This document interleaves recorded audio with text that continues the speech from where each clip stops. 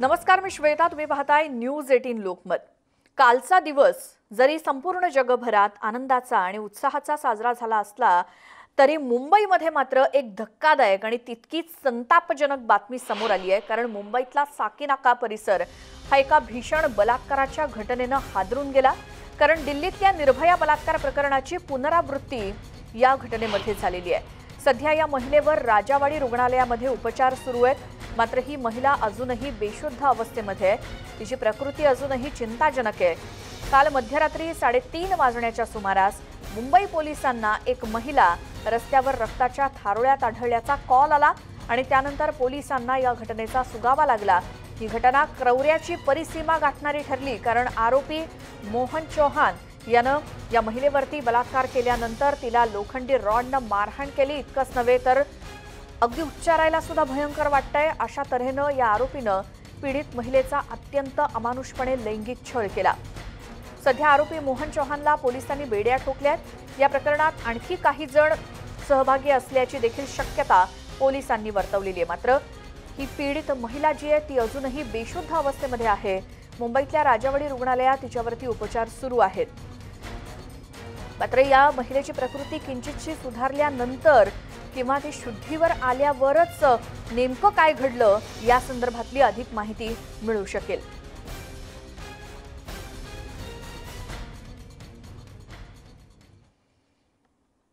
अतिशय संताप आणणारी ही बातमी आहे आणि सर्व स्तरातून याबद्दल संतापच व्यक्त होतोय. आमच्या प्रतिनिधी स्वाती लोखंडे आपल्या सोबत आहेत आणि त्यांच्या सोबत मुंबईच्या महापौर आहेत. स्वाती,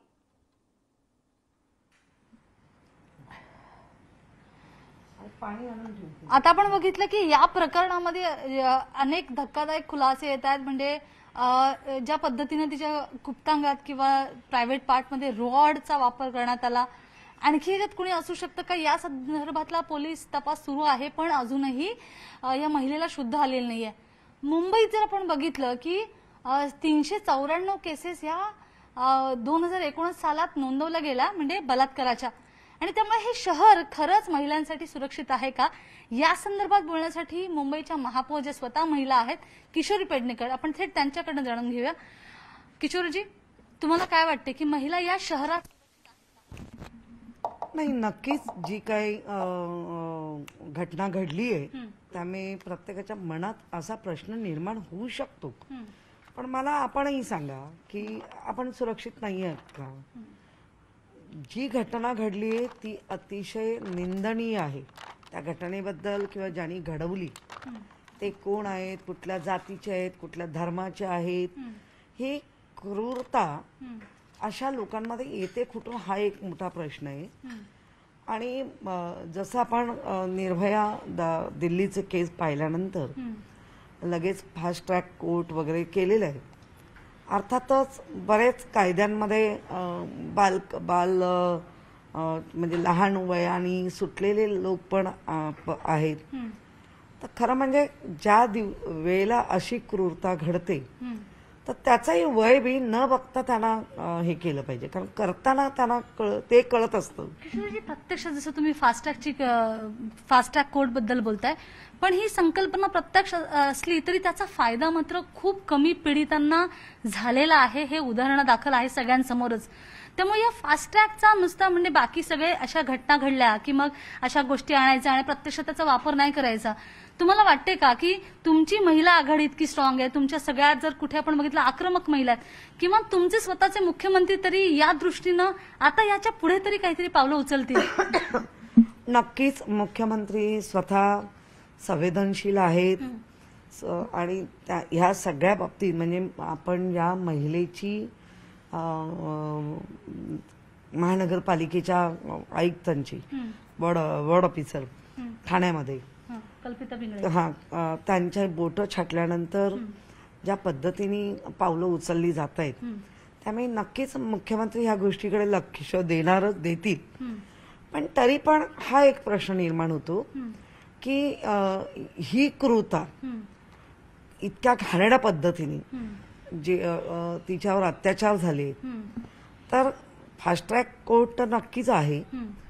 पण आता हिचं जे दिसलं चित्र त्याच्यावरनं एक लक्षात येते की पुरुष वर्ग म्हणजे जे असे क्रूरता करतात त्यांची मानसिकता कधी बदलणार आणि कशी बदलणार हा पण एक प्रश्न आहे. आपण याबद्दल बोलणारच होतो कारण तुम्ही अत्यंत महत्वाचा मुद्दा उपस्थित केलाय.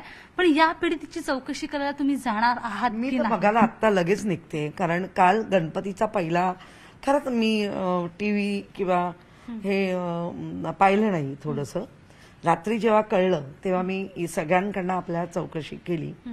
तिला राजावाडीमध्ये ऍडमिट केलंय.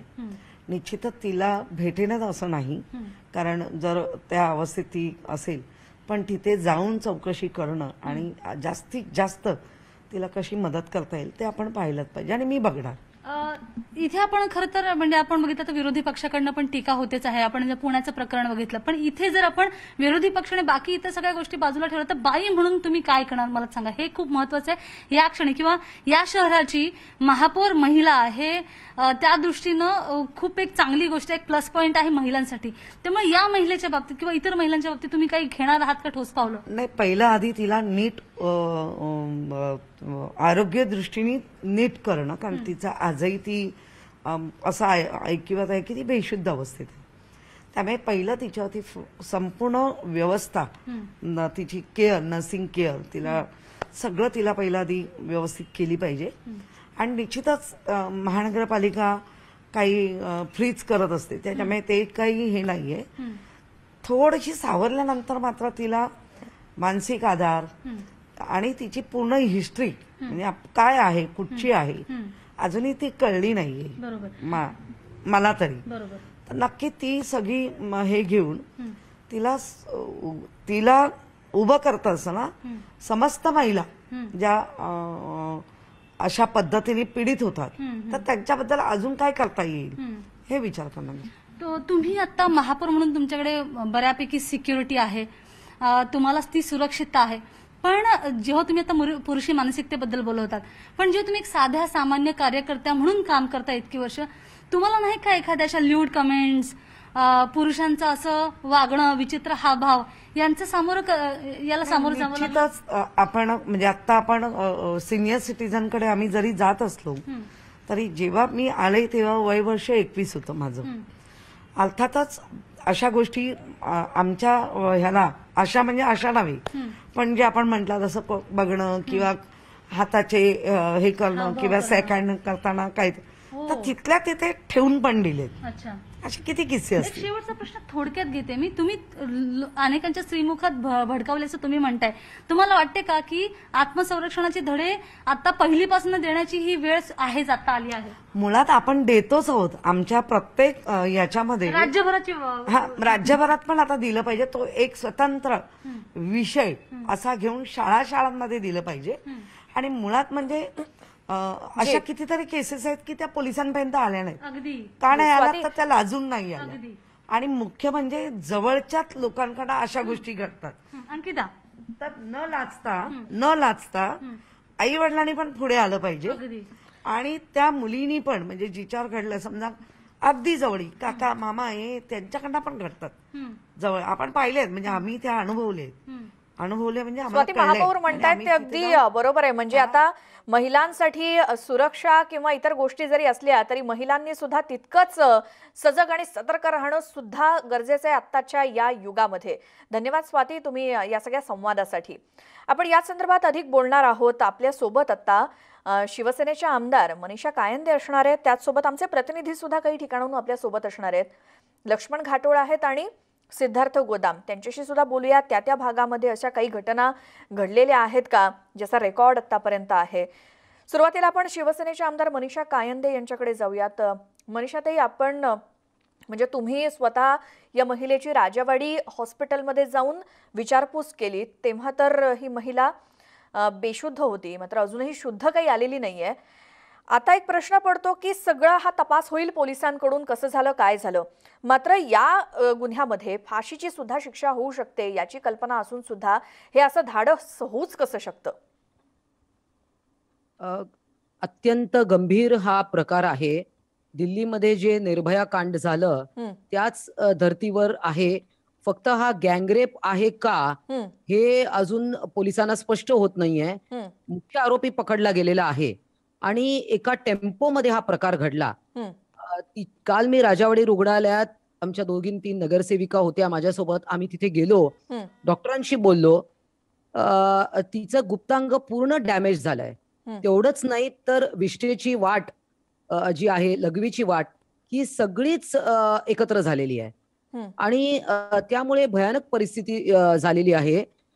धारदार शस्त्राने तिच्यावर वार करण्यात आले आणि तिला रक्ताच्या थारोळ्यात त्या व्यक्तीने सोडून दिल्याचं प्राथमिक जे काय मला पोलिसांशी बोलून समजलं. तिथले एसीपी होते त्यावेळेला मी जेव्हा गेले तेव्हा. आणि डॉक्टर जे ट्रीटमेंट चालू होते, तर त्यांच्या ती आयसीयू मध्ये आहे राजावाडीमध्ये. तिच्यावर ऑलरेडी एक सर्जरी झाली सुद्धा. हम्म, जे काही इमिजिएटली रिस्टोअर करायला पाहिजे बॉडी पार्ट्स, हम्म. त्याचं जे काय स्टिचिंग असेल वगैरे, ती एक बेसिक सर्जरी झालेली आहे. परंतु तो बेशुद्ध अवस्थेत आहे. मी स्वतः अर्थात बोलू शकलेच नाही, प्रश्नच नव्हता. हम्म, परंतु मी पाहिलं तिला आणि डॉक्टरांशी बोलले. तिची आई तिकडे होती. हम्म. तिची आई एक भाजी विक्रेता आहे. ही मुलगी जी आहे तर ही विवाहित आहे आणि ही विवाहित आहे. तिला मुलं देखील आहेत 2. बरं. अम, तेवढंच मला कळलं, कारण तिची आई देखील काय वय काय असेल खूप, साधारण? तिचं साधारण 32 ते 34 वय आहे हम्म, त्या महिलेचं, मुलीचं. हम्म, त्याच्यामुळे बाकी तर काही बोलता आलं नाही. परंतु नंतर पोलिसांशी बोलले. आता असं आहे की हे सगळं घडलंय, हम्म, ही अत्यंत वाईट पुरुषी मानसिकता आहे की एखादी स्त्री आपल्या हातात आली नाही की तिच्यावर बलात्कार करणं आणि हम्म. तिला नेस्तनाबूत करणं, हम्म, आयुष्यातून उठवणं. ही जी मानसिकता आहे, ती मानसिकतेसाठी काय इलाज असू शकतो? हम्म, हम्म. आता याच्यावर आपण खूप बोलतो, लहानपणापासून जुडो कराटेचे धडे द्या. हो. पण कसं आहे, हे जुडो कराटे शिकून त्याच्यात तरबेज होणं हम्म, हे 2 दिवसाचं वर्कशॉप घेऊन होत नाही. हम्म, याला तुम्हाला पूर्ण ट्रेनिंग घ्यावं लागतं. हम्म. आणि त्यानंतर खरंच तुमच्या समोर 4 माणसं आली तर हे सगळं शिकून ती महिला पूर्णपणे प्रतिकार करू शकेल का? हम्म. आणि खूप याच्यामध्ये मग आता तर्क वितर्क लावणे जाणार, मग असं का झालं, असं तसं, हे खूप होणार याच्यावर. मला असं वाटतं, आणि राजकारण तर अजिबात करू नये. बरोबर. काल तर इतका महत्वाचा दिवस होता महाराष्ट्रासाठी. कोरोनाच्या परिस्थितीतून आपण कुठेतरी सावरतोय, हम्म, गणेशोत्सव साजरा करायला लागलोय हळूहळू, आणि त्याच्यात हे घडलं. हम्म, आणि खरं तर काय बोलावं, कारण पण आता एकतर फास्ट ट्रॅक कोर्ट वगैरे सगळे विषय आहे, लीगल बाजू जी आहे ती पूर्ण भक्कमपणे आम्ही त्याच्यामध्ये लक्ष देणार आहे. मी जी जी. स्वतः, मी महिला आणि बालकांचे हक्क आणि कल्याण समिती आहे, हम्म, तर त्याच्यामध्ये मनोधैर्य योजनेतून तिला काल मुख्यमंत्र्यांना मी तसा हे पण एक मेसेज आता आणि पत्रही मी लिहितेच आहे, पत्राची गरजच नाही, कारण म्हणजे मुख्यमंत्र्यांपर्यंत सगळा विषय मी पोहोचवलेला आहे बरोबर. आणि गृहमंत्र्यांपर्यंत पण आज मी पोहोचवते. पण तो हिला योजनेतून, मनोधैर्य योजनेतून आधार, अन्य काही तिला मदत, हे सगळं तर होईल. परंतु कसं आहे, आपल्याकडे जी न्याय प्रक्रिया आहे ती बराच त्याला विलंब लागतो. हम्म. परंतु तसं न वाट न बघता आता तर मुख्य आरोपी पकडला गेलाय हो. आणि सगळं आता म्हणजे त्याच्यात क्वाईट क्लिअर आहे सगळ्या गोष्टी. येस. आता तो काय बोलतोय, त्याचं स्टेटमेंट काय, हे काय, हे सगळं अर्थात आता फास्ट ट्रॅक कोर्टच्या पेक्षा स्पेशल वुमेन कोर्ट हम्म, हम्म. ही मी सभागृहामध्ये मागणी केली होती. कारण फास्ट ट्रॅक कोर्टमध्ये अनेक केसेस चालतात, केवळ महिलांच्याच चालतात असं नाही. तर स्पेशल वुमेन्स कोर्ट अशा केसेससाठी हम्म. की जिथे खूप निर्घृणपणे हे झालेला आहे प्रकार, त्यासाठी. आणि आपण पाहिलं की निर्भयाचा विषय झाला, त्याच्यानंतर त्याच्यामध्ये बदल करण्यात आले, कारण एक आरोपी हा जुवेनाईल होता, म्हणून आपण तो कायदा, त्या कायद्यामध्ये आपण बदल केला आणि 16 वर्षाचे, 18 वर्षाचे खालचे पण जे आरोपी आहेत, 14 वर्षाचे, 13 वर्षाचे, पण ते असे गंभीर गुन्ह्यात सामील आहे, त्यांच्यासाठी आपण त्यांना पण समाविष्ट करण्यासाठी आपण तो कायदा बदलला. बरं. आता जसं हैदराबादमध्ये तो विषय झाला, नंतर शक्ती कायदा महाराष्ट्रात येऊ घातलेला आहे, त्याच्यातही मग पण कसं असतो, एखादा कायदा जेव्हा येतो जी. तर चारी बाजूने त्याचा विचार करावा लागतो, जी जी. मगच तो पारित होतो. मनीषाताई, आपण आणखी बोलूयातच, मात्र थोडीशी विनंती करते, कारण आपण आत्ता ना आमच्या राज्यभरात जे काही प्रतिनिधी आहेत ते आपल्यासोबत जोडले गेले आहेत. आत्ता लक्ष्मण घाटोळ आपले प्रतिनिधी आहेत. लक्ष्मण, मुंबईमधली ही घटना अतिशय म्हणजे संपूर्ण देशभरातच संताप आणणारी अशी आहे, तर आता नाशिकमध्ये किंवा एकूणच महिला वर्गांमध्ये काय प्रतिक्रिया येत आहेत? खरं तर महिला अत्याचाराच्या ज्या घटना वारंवार घडत आहेत त्याच्यावरती महिलांमधनं संतप्त अशाच भावना आणि प्रतिक्रिया आपल्याला पाहायला मिळते. आपल्यासोबत काही सामाजिक संघटना सामाजिक संस्थांच्या प्रतिनिधी आहे. आता आपण सामाजिक संस्थांमध्ये काम करतात. ह्या सगळ्या काही घटना बघून काय वाटते, काय भूमिका आहे आपली? मला असं वाटतं घरातील महिला असू द्यात किंवा बाहेर राहणारी बाई असू द्या, बाईकडे एक उपभोगाचं साधन किंवा वापरायची वस्तू म्हणूनच बघितलं जातं. तर यासाठी बऱ्याच गोष्टी कारणीभूत आहे. महिलांची जी सहनशक्ती आहे ती जास्त आहे म्हणून याचा फायदा बरेच लोक घेत आहेत. तर मला असं वाटतं की महिलांना सन्मानतेची आणि चांगली वागणूक जर मिळाली, मग ती सरकारी यंत्रणेकडून असू द्यात किंवा कुटुंबामध्ये असू द्या किंवा समाजामध्ये असू द्या, तर नक्कीच या घटना कुठेतरी थांबतील असं मला वाटतं. आता ह्या सगळ्या घटनांकडे राजकीय दृष्टीने न बघता ही प्रवृत्ती आहे असं आपल्याला वाटत नाही का? कारण ह्या सगळ्या घटना ज्या आहेत त्या कुठलाही पक्ष असो किंवा कुणाच्याही कार्यकाळात ह्या घटना घडत असतात. याच्यावर कारवाई होत असते, आरोपी फाशीपर्यंत जातो, अनेक ठिकाणी जन्मठेपेपर्यंत जातो. पण ही प्रवृत्ती कशी थांबेल? विषय असा आहे ना की समाजामध्ये स्त्री हा दृष्टिकोनच एकदम गोंधळलेला दृष्टिकोन झालेला आहे. स्त्रीला आज एखादा माणूस न बघता एखादी वस्तू म्हणजे एखादी अशी वस्तू की जी फक्त वापरासाठी केलेली वस्तू असं स्त्रीला समजण्याचा हा दृष्टिकोन समाजाचा झालेला आहे. तो फक्त भारतातच नाही, सगळीकडेच बघायला हरकत नाही. हे जितकं लागडेपणाने बोलणं कोणी डायरेक्ट करत नाही, तरी पण ते तेवढंच सत्य आहे की स्त्री ही एक वस्तू झालेली आहे आणि तिला फक्त चैनीसाठी वापरायची दृष्टिकोन बनलेला आहे.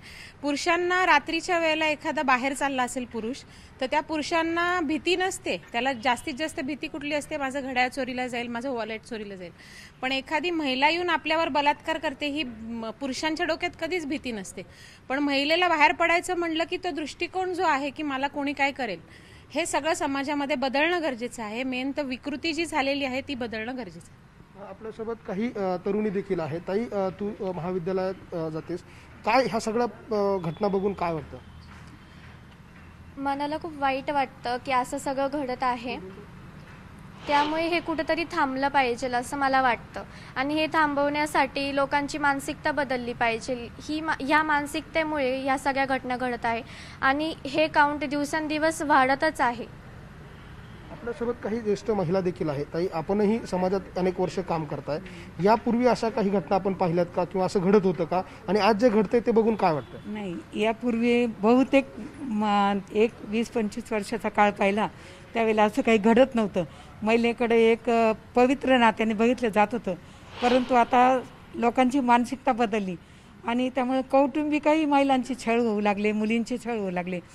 आणि यात मला वाटतं की मुलींच्या आईवडिलांनी सुद्धा लक्ष देणं गरजेचं आहे. आपल्या समाजामध्ये महिला काय म्हणतात, जाऊ दे बाई, जिथं गेली तिथं राहा. त्यामुळे तिच्यावरचं जे बोजा दडपण असतो तो वाढत जातो आणि त्यामुळे तिला म्हणजे काही अधिकारच राहत नाही.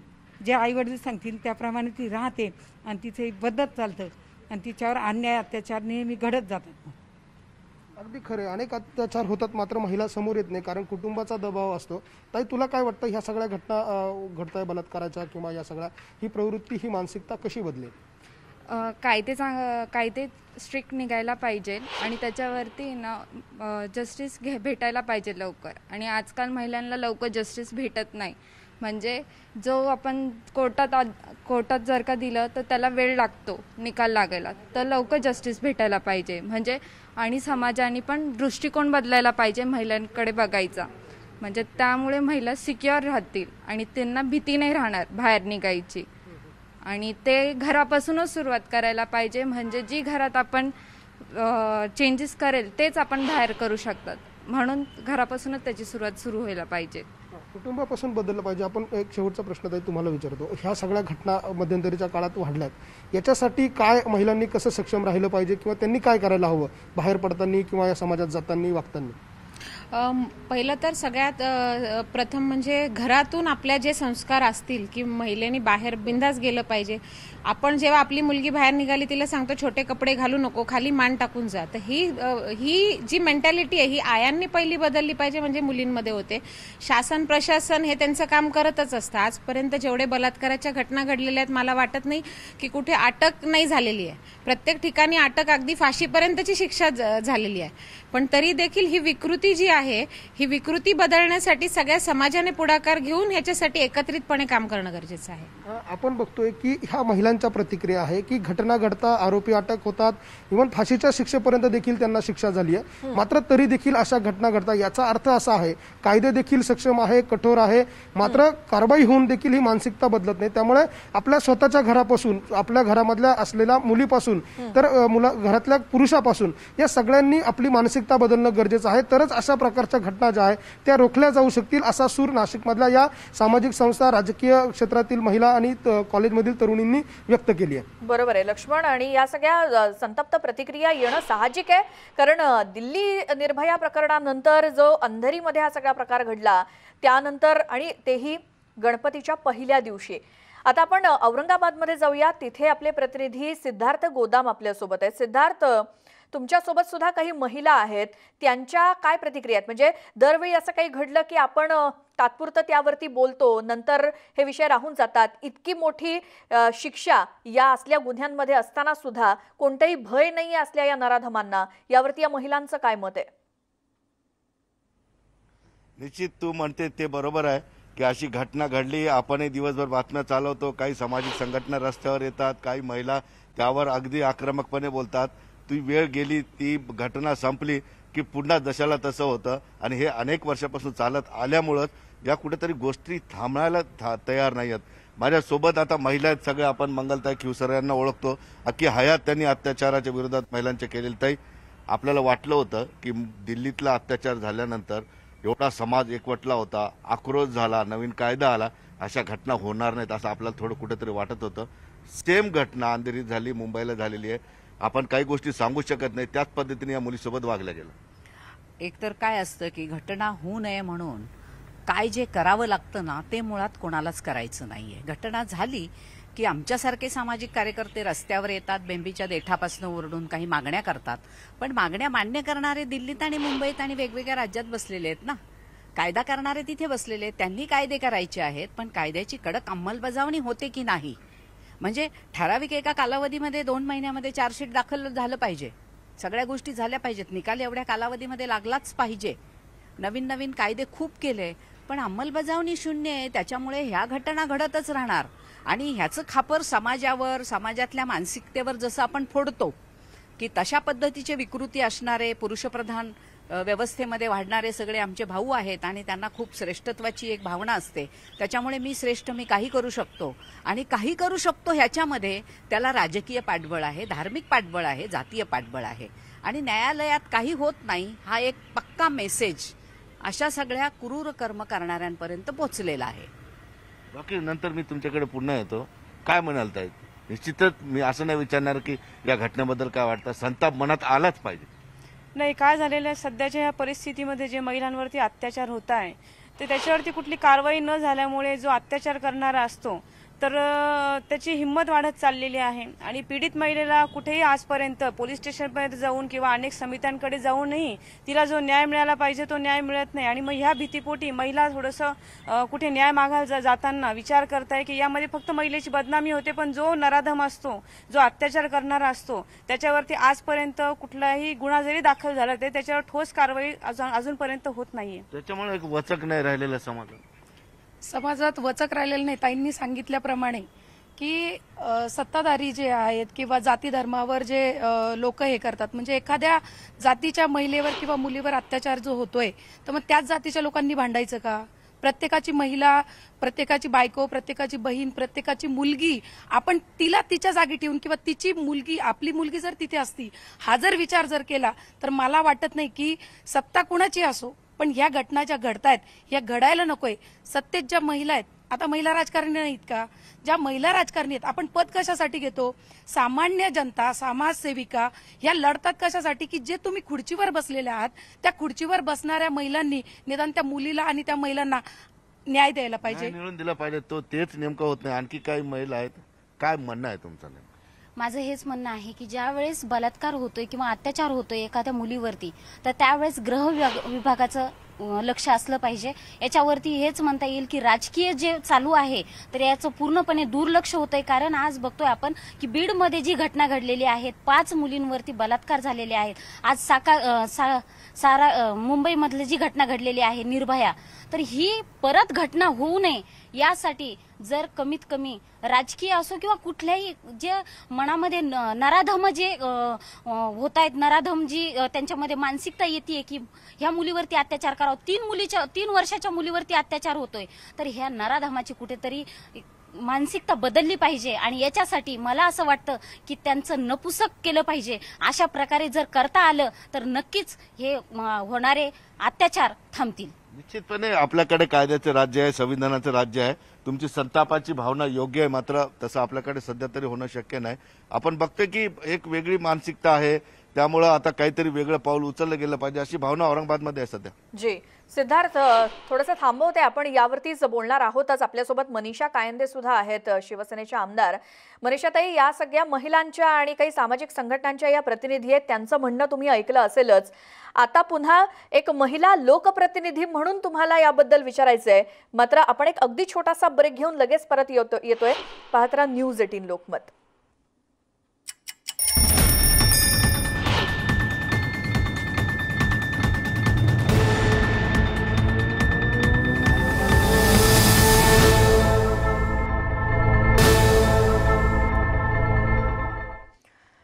ब्रेकनंतर आपण पुन्हा तीच घटना पाहणार आहोत आणि त्याच घटनेवरती आपण उहापोह करतोय सध्या.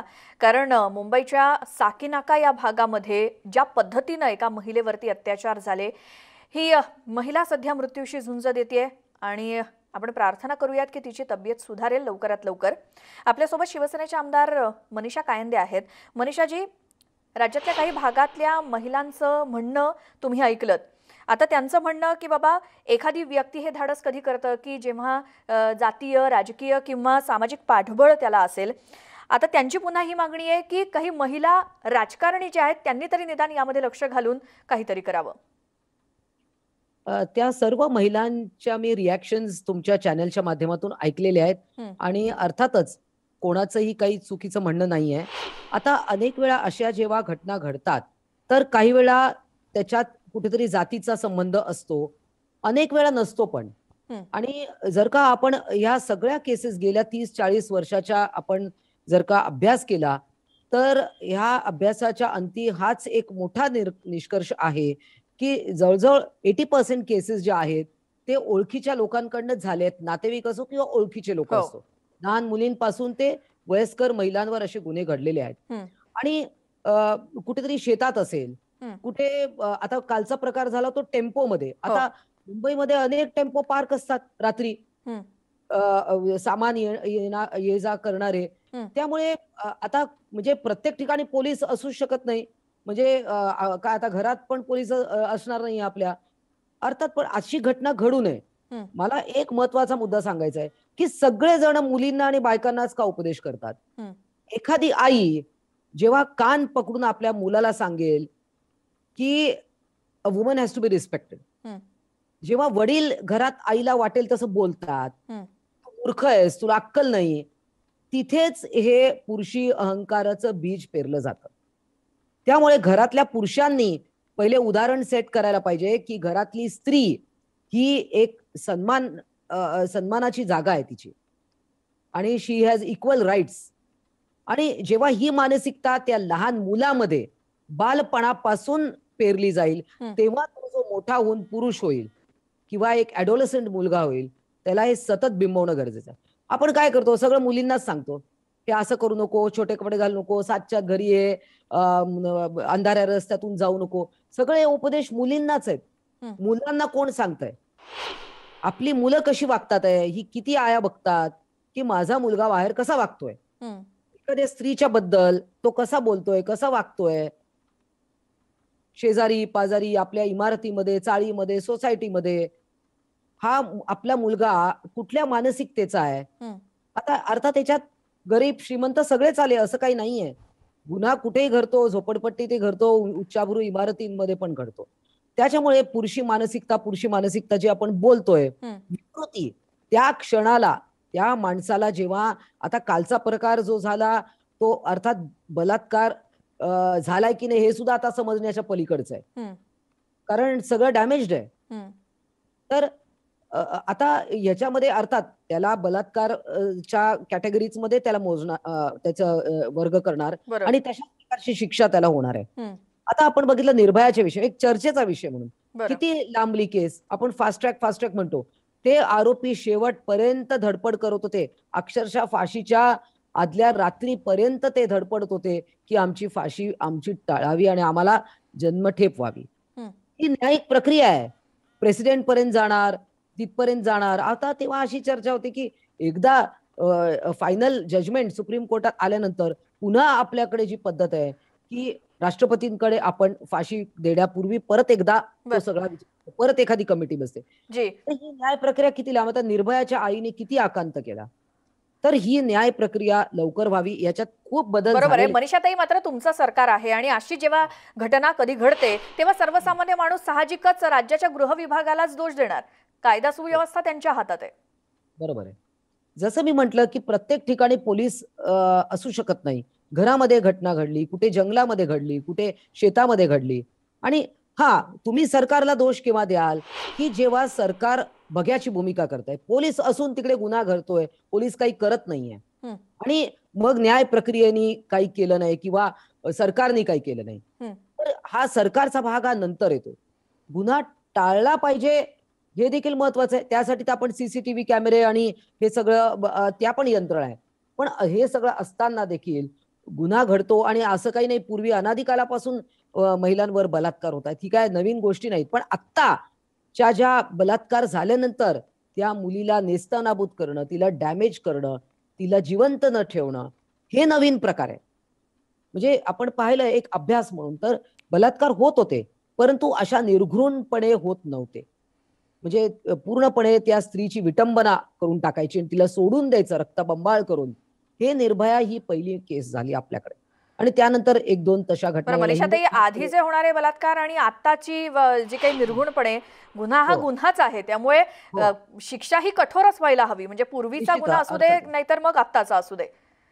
त्यामुळे एक महिला लोकप्रतिनिधी म्हणून तुम्ही तुमच्या परीनं काय कराल, अगदी थोडक्यात? जसं मी सांगितलं की आपण मनोधैर्य योजना आहे, आता गोष्ट होऊन गेलेली आहे. आता एकतर पहिले म्हणजे तिला पूर्णपणे ती त्या परिस्थितीतून बाहेर फिजिकली आली पाहिजे. निदान तिला थोडी शुद्ध आली, काहीतरी ती सांगेल की काय झालं आणि कसं झालं. तिथपर्यंत जरी आली तरी आपल्याला पुष्कळ सपोर्ट मिळणार आहे. आणि त्यानंतर अर्थात आता तिचं रिहॅबिलिटेशन, तिला 2 मुली आहेत असं समजतं मला. तर आता कालच मी जाऊन आले. आता एकदा थोडंसं ती स्थिर स्थावर झाल्यानंतर बाकीच्या सगळ्या होईल, पक्ष म्हणून असेल, सरकार म्हणून असेल, पूर्णपणे हा विषय त्या महिलेला शेवटपर्यंत सगळा न्याय मिळाला पाहिजे, तिला मदत मिळाली पाहिजे, हीच भूमिका असणार आहे. जी मनीषाताई, हीच अपेक्षा आहे आणि तुमच्याकडून सुद्धा आणि सरकारकडून सुद्धा. खूप धन्यवाद तुम्ही न्यूज 18 लोकमतशी बोललात त्याबद्दल. याच घटनेसंदर्भात आणखी राज्यभरातून प्रतिक्रिया आपण ऐकणार आहोतच. वेळ झाली एका छोट्याशा ब्रेकची. पाहत राहा न्यूज 18 लोकमत.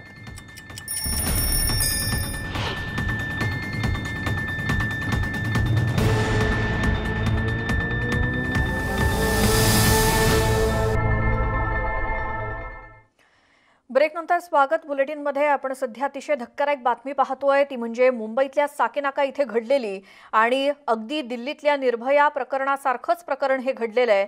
राज्यभरातून पुन्हा एकदा संताप, राज्यभरातूनच काय देशभरातून पुन्हा एकदा संताप व्यक्त केला जाईल, यासाठी न्याय मागितला जाईल. मात्र पुन्हा एकदा परिस्थिती जैसे थेच, इतकी मोठी शिक्षा अशा प्रकारच्या गुन्ह्यांसाठी असून सुद्धा पुन्हा पुन्हा तेच गुन्हे घडतायत आणि त्यासाठी धाडस सुद्धा होतं या नराधमांचं. हीच एक गंभीर गोष्ट म्हणावी लागेल. आपल्या सोबत आता विधान परिषदेच्या उपसभापती डॉक्टर नीलम गोऱ्हे जोडल्या गेल्यात.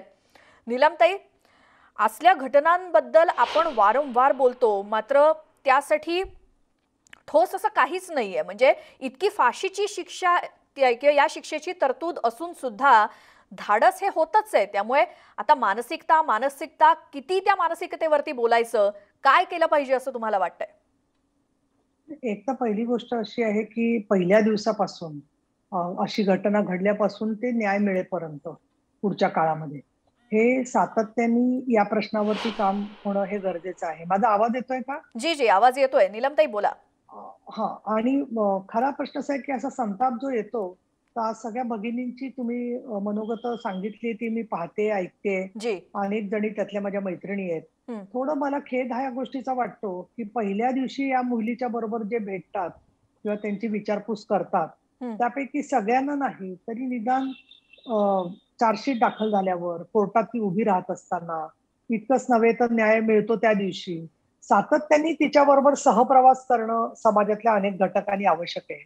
आणि त्याच्यात महिला आमदार असतील सर्व पक्षांच्या, महापौर असतील ठिकठिकाणच्या, यांनी स्वतःला अगदी स्वतः शक्य नसेल तर स्वतःच्या संस्था असतील, स्वतःच्याशी संबंधित वकील असतील. थोडक्यात काय मदतीची एक यंत्रणा तिच्या संदर्भामध्ये फार गरजेची आहे, की जी आपल्याला दिसत नाही. एक. दुसरं असं आहे मानसिकतेच्या बरोबर काही प्रश्न जे आहेत, आता रेल्वेतल्या सुरक्षिततेचा प्रश्न घ्या. पुण्यामध्ये त्या मुलीवर 14 वर्षाच्या मुलीवर जे बलात्कार झाले, हं. तर त्या घटनेमध्ये आपल्याला दिसतं की अशा पब्लिक प्लेसेसमध्ये त्यांच्यावर अत्याचार होतात. आज कुर्ल्याच्या घटनेमध्ये मी डॉक्टरांशी बोलले, मगाशी मी ऐकलं इतरही महिला लोकप्रतिनिधींचं.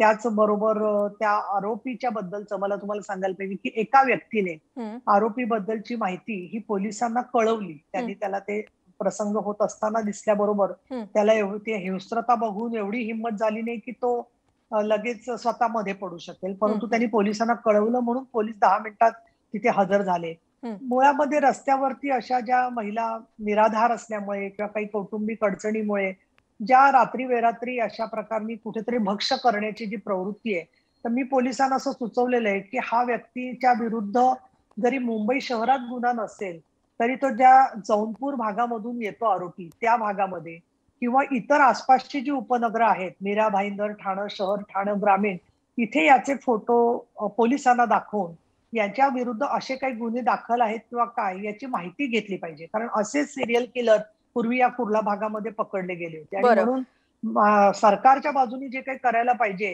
हं. त्याच्या संदर्भात स्वतः गृहमंत्री दिलीप वळसे पाटील यांनी काल पुण्यातल्या घटनेच्या संदर्भात बैठक घेतली. स्वतः मुख्यमंत्री पण या संदर्भात संवेदनशील आहेत. आदित्य ठाकरेंनी मुंबईतल्या स्पेसेस या निर्भय व्हाव्यात म्हणून प्रयत्न चालवलेत. पण मला असं वाटतं की हे प्रयत्नाला अजून समाजाचं पाठबळ आणि मोठ्या प्रमाणामध्ये मदत सेवा करण्यासाठी सक्तीसारख्या कायद्याची अंमलबजावणी होईल, हं. त्यावेळेला एखादेच थोडा आपल्याला आशेचा किरण दिसू शकेल. परंतु ही जी मानसिकता आहे स्त्रीला ओरबाडण्याची किंवा अत्यंत हिंस्रतेने तिला खरं मारून टाकायचाच हेतू असतो त्याच्यामध्ये, पण ती स्त्री असल्यामुळे तिच्यावरती या प्रकारचे गुन्हे केले जातात. हं. हं. आणि या दृष्टिकोनातून स्त्री सुद्धा बेसावध असते आणि खरं सांगायचं तर की जो लैंगिक संबंध आहे त्याच्यामध्ये स्त्री पुरुष अर्थातच जवळ आलेले असतात. अशा वेळेला ते संबंध करत असतानाच कोणी अटॅक करेल अशी भावना साधारणपणे स्त्रीच्या मनामध्ये नसते. पण दुर्दैवाने अशा प्रसंगांचा सुद्धा गैरफायदा किंवा विश्वासघात हं. किंवा या प्रकारचा राक्षस सैतान त्यांच्या मनात दडलेला असतो. अशा वेळेला स्त्रीनी कशा प्रकारे खरंच जगावं हा प्रश्न तयार होतो. बरं नीलमताई, आणि मुंबई व्यतिरिक्त सुद्धा अनेक गुन्ह्यांची नोंद ही गेल्या काही दिवसात तुम्ही देखील पाहिली असेलच. आता साकीनाक्याचं म्हटलं तर पहाटे 3 ते 3:30 वाजता जेव्हा हे घडतंय तेव्हा, आणि आता गणेशोत्सव कालपासून सुरू झालाय, पोलिसांचा बंदोबस्त ठिकठिकाणी असतो. मात्र तरी सुद्धा जर असं घडत असेल तर मग साहजिक आहे ज्या काही महिला आता आपल्याशी बोलत होत्या वेगवेगळ्या ठिकाणच्या, दोष हा गृह विभागालाच दिला जातो. सरकार तुमचं आहे, गृह विभाग काय करतोय, कायदा सुव्यवस्था त्यांच्याकडे?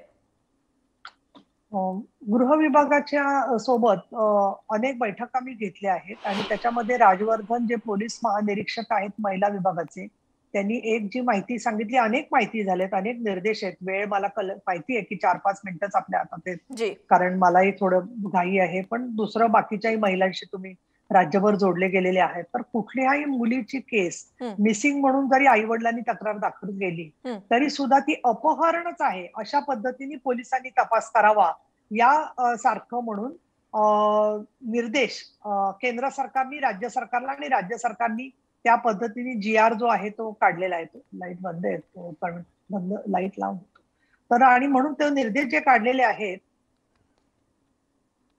जी बोला. तर त्या संदर्भामध्ये पोलिसांनी म्हणून कुठेही ते वाट बघत नाहीये, ताबडतोबच या तक्रारींची दखल गंभीरपणाने घेतली जाणं गरजेचं आहे, असं ते घेत आहेत.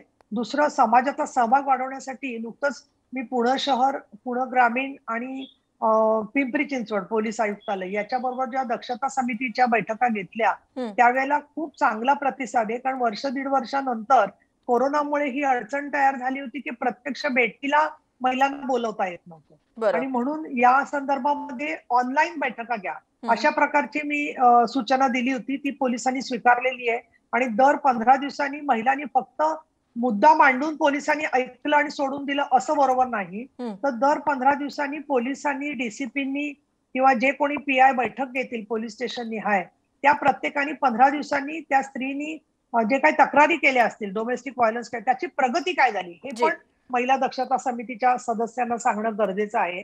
आणि माझी आपल्याला विनंती आहे आपल्या मार्फत सर्वच माध्यमांना की जसे आपण या बातम्या देतो तसं आधीच्या केसेसचा दर तुम्ही 1-2 महिन्यातून एक वार ठरवा, 2 दिवस ठरवा की त्याच्यामध्ये आधीच्या केसेसचं काय झालंय त्याचा थोडा पाठपुरावा विशेष सरकारी वकील किंवा अन्य लोकांच्याकडून घेतला जाईल असं मला सांगावं असं वाटतं. आणि लास्ट पॉइंट असा की रेल्वे राज्यमंत्री रावसाहेब दानवे यांच्याशी मी बोललेली आहे आणि आजच माननीय मुख्यमंत्र्यांना मी या संदर्भातल्या काही मुद्द्यांचं निवेदन देते. विशेषतः मनोधैर्य योजनेचे निधी मिळायला खूप वेळ लागतो आहे कारण ते लीगल सर्व्हिस अथॉरिटीकडे जातं. तर त्याच्यासाठी सुद्धा अनेक सूचना मी माननीय मुख्यमंत्र्यांकडे पण मागणी करणार आहे, विनंती करणार आहे. परंतु रेल्वे राज्यमंत्री दानवे यांनी मला आश्वासित केलेलं आहे की रेल्वे आणि लोकल मधल्या महिलांच्या सुरक्षिततेबद्दल गेल्या 6 महिन्यात मी जी निवेदनं दिलेली आहेत त्या सगळ्यांचा आढावा घेऊन ते याबद्दल कृती कार्यक्रम कसा करता येईल याबद्दल ते लक्ष घालणार आहे. जी नीलमताई, खूप धन्यवाद. तुम्ही वेळात वेळ काढून आमच्याशी जोडल्या गेलात आणि बोललात त्याबद्दल.